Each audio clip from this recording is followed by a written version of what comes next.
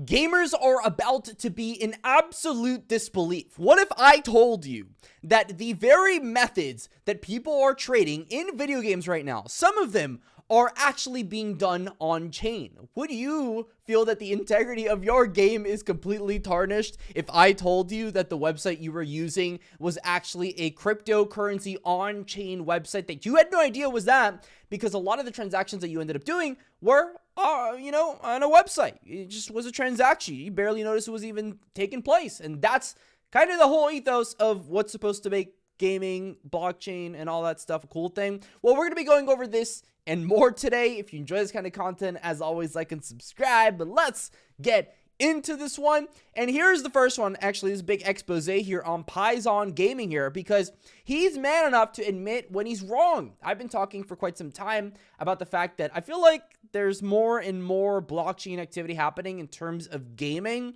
and Web3 games are a little bit closer to being complete. He said Classic Games was right. With all these announcements, we are closer than I originally thought to Web3 games being complete.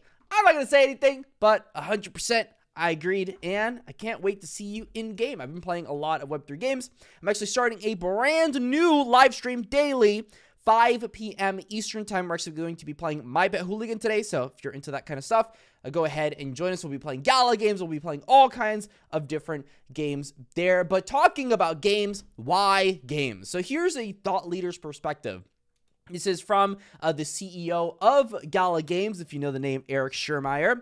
You're going to see right here, because he believes 75 million buyers of digital property in the next 2 to 5 years, spending about $20 billion per year. Now, here's an estimate. He thinks that we can target a bit of 25% of the market, which I think is pretty insane. That's a lot of people. He actually said that we might have a 5% share of all the people that are willing to do this right now. And while I want to agree with Benefactor, I feel like the number is actually much lower. I think Web3 gaming has a much lower part of that market share right now. And a lot of it is actually on Web3 gaming in other ways than you might think. And that other way is what I'm going to tell you right now.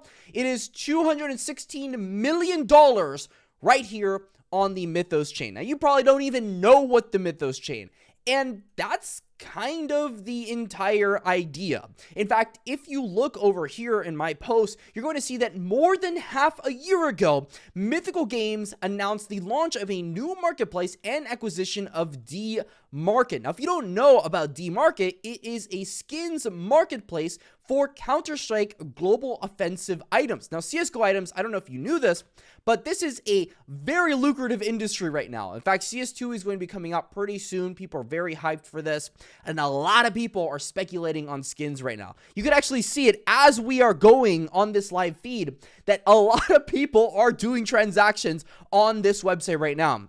And something you should know, you're actually seeing this yourself. You can go onto Mythical Tools and see the accounts on the blockchain actually doing these transactions. So you'll see it for yourself here, that it is happening right now.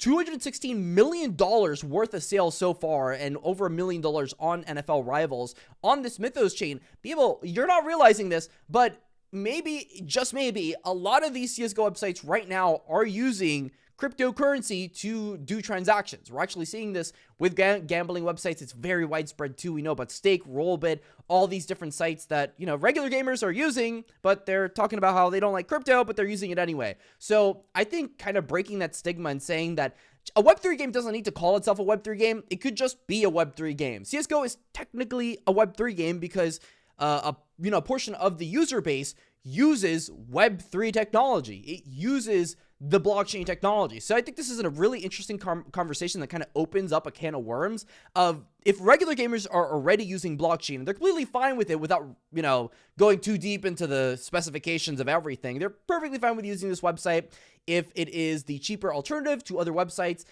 What is stopping them from playing all of these other games? If CSGO is one of the most popular games of all time, and people are perfectly fine with using blockchain technology for transactions on marketplaces, what is stopping them from doing it in other games? And I think the answer on a lot of these, it tends to be friction on onboarding and just honestly marketing money, right? That word of mouth and just making good games, really. That's all it is. Sometimes the formula is a lot more simple than it gets out there to be. You need these creators to go ahead and make that content, prop it up, and all these different things. But you're seeing it right now. where blockchain is continuing to be a bigger and bigger force in the regular gaming space. And it's kind of funny. I mean, gamers, they've got to be in disbelief after hearing this news. I mean, a lot of people don't really look into this. They look into the fact that they're like, oh, 95% of NFTs are worthless. Of course, when some dude gets a monkey JPEG and he goes, ooh, ooh, ah, ah on a Twitter space, like that's probably not the best investor in the world. And he's probably not making the best decisions for himself. And let's be honest, a lot of us just bought random things because we thought it was going to go up in price in 2021. But the reality is, you know, if we're trying to hold out for some real projects, gaming tends to be that avenue where it's making games that are fun and products that people will actually use, or maybe you have financial tools. Here's the problem with crypto. A lot of people won't say this, but for the most part, the reason you're not seeing financial sectors onboarding crypto as fast as they've, you know, as people have, you know, kind of stated they should, is because of the fact that, you know, people say, let's go ahead, build out the tech and, you know, things will break along the way. That's great. But when it comes to financial tools, like making play to earn games and stuff like that, you really can't afford to be that experimental, because once you make that mistake, it's hard to gain trust back. That's the problem. A lot of what finance is built on is faith. So making sure that you do it the right way the first time is a big reason why we're not seeing a lot of these games coming out as fast as we probably want them to come out, which I think is always an interesting thing to talk about. And I'm sure we could talk about Web3 games that have already made that mistake and how they're trying to come back. You know, that's the thing, even in the Gala ecosystem with Townstar that they're facing. You know, Spider Tank is going through its own thing. But let's talk about some success stories here, because Web3 gaming just did a historic $33 million raise during the bear market. I saw this and I'm going to be honest with you. I was in disbelief. I didn't think it was possible that we could do this at this state of the market with the products that are being built out right now. I don't know if Web3 gaming has bear markets. I'm going to be honest. Like, I don't know if that exists for us. I think that Web3 gaming just pushes bull or bear, the narrative behind it. I don't know how it, you know, A16Z did it, but yeah, a $33 million raise for proof of play, which is building out this game called Pirate Nation NFT. I never played it before. I'm sure, I mean, if they raised $33 million, they probably sure as hell are making a good product. So I'll be looking forward to seeing what they end up developing, but that is a big win for showing to people in general where Web3 gaming is going to be going in the future. And I think for a lot of people, some other big wins were, for example, the Kitty Inu DAO and the it was like $200,000 or something like that. It was a very, very large amount where these people, they were hand towel, and then it was ready. Well, real Jonah Blake. Yeah, there it is. $195,000 to run 24 Twitter spaces and create 48 videos for Kitty Inu DAO. I think this sets like a new precedent of how creators can kind of come together and leverage themselves with how Web3 DAOs are being built out right now to do really cool stuff. I think that's going to be something very interesting. I know that there is like this Gala collective that is attempting to do stuff very similar with Seed Starter, and that's something I have to continue to explore because I don't know too much about it. But I do know that there are different programs out there that are trying to leverage creators to be able to kind of market their products, right? $195,000 is not a joke. But I mean, we were talking about $240,000 a couple months ago on Gala. And I mean, people, they're doing it. If it makes sense, right? If the deliverables make sense and the pay makes sense, people are doing what they need to do to get marketing out there, even in the bear market. And something I've noticed for a long time now, I feel, is a lot of people in Web3 gaming are moving to Asia. I don't know what it is, but on my timeline all over the place, there's been a couple events, right? There's been a Token 2049, and there's been one in the Philippines. I think there was like a Philippine blockchain week there. I remember Gala was heading there. Bitbender was heading there. And I've noticed a lot of people begin to talk about like Thailand and all these different countries. I feel like Web3 gaming in Asia is growing at an unprecedented rate. Like a lot of people are playing blockchain games now in Asia.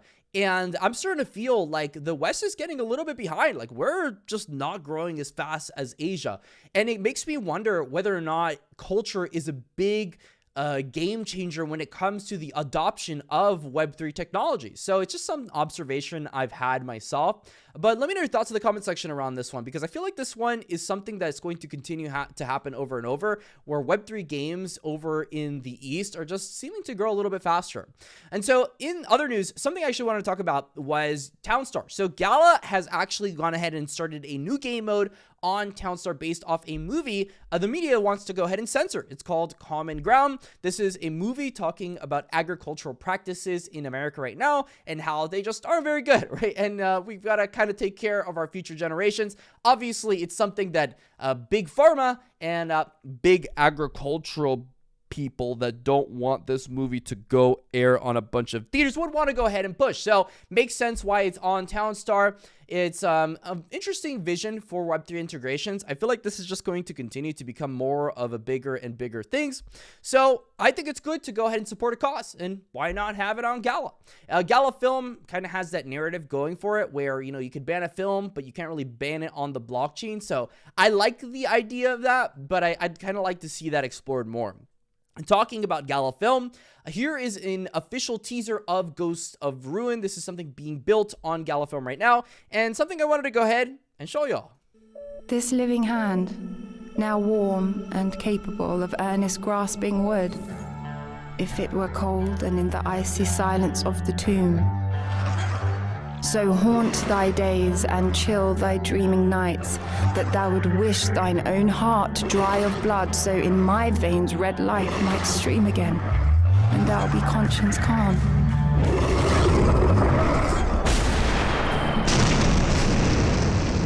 See, here it is.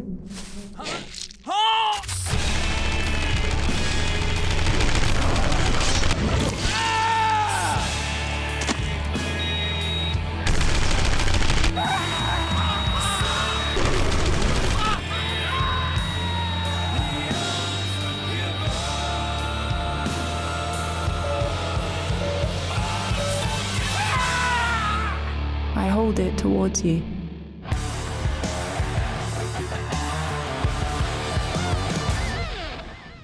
Isn't that cool? So it's on Gala Film. There you go. So this reminds me a lot of the League of Legends Netflix series. The graphics remind me a lot of it, and that is not a cheap feat to achieve. So it's nice to see Ghosts of Ruins with another teaser. I want to watch this on theaters already, so just like let me know when it's on theaters. So we'll keep moving on here. The next thing I want to talk about is Gala Games looking like they want to do a Web3 gaming site upgrade. Looks cool. Definitely looks cool. That looks more modern. They also have new bundles out, which are legendary bundles for Spider Tanks. I know Spider Tanks has been kind of doing its thing lately, but apparently people are buying these. Like, they're actually with a bit of demand. I know that the starter bundles seem like people aren't buying these. Maybe they're not good value or something, but the legendary bundles are actually selling pretty well. I mean, they're half sold out. You could buy these with Silk on Gala Chain, which, congratulations, Gala Games. You finally changed the name to Gala Chain. This is a big day for Gala Games. Like, they finally changed the name of this thing to Gala Chain. So I'm glad they ended up doing that. But if you'd like to go ahead and support the channel, this is going to be the end of this video. Feel free to go ahead and click our affiliate links in the links below. It's the easiest way to support the channel if you're going to be buying anything on Gala Games. But until the next time, also let me know if you like this concept of content. Stay classy, and that's all.